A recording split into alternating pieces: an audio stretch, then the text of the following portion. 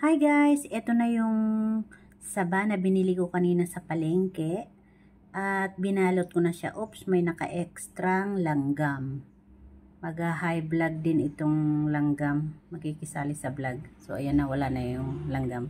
So ito na nga siya, naibalot ko na sa lumpia or lumpia wrapper at hindi ko siya i-deep fry, kundi ilalagay ko siya sa air fryer. So binalot ko na siya and then linagyan ko siya ng oil.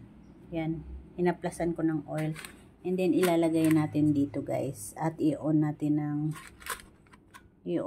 yung 180 and then ilagay natin sa 10 minutes. Ayan. So meron tayong 4 dito and then 2 4 6 10 din siya, 10 ano rin siya ang naibalot ko. So ilalagay na muna natin yan sa air fryer. So ayan na guys ang aking turon na in-air fry at i-on natin siya. Ayan, naka-on na. In-on ko siya ng 10 minutes and then i-check na lang natin mamaya. Guys, ito na yung turon, oh. Ito na yung turon na, aray, mainit. Napasok tayo, guys.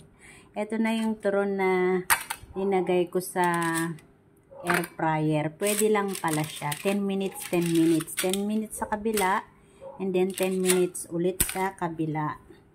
So, ayan siya, guys, ay, ito na siya, oh. Oh, diba? At meron pa akong 6 na piraso. Ito na yung ito na yung aking niluto na yung unang batch na linagay ko sa air fryer. Ito na siya guys. So pwede lang pala and healthy pa. Tipid ka pa sa mantika. At hindi pa magkakalat doon sa kalan.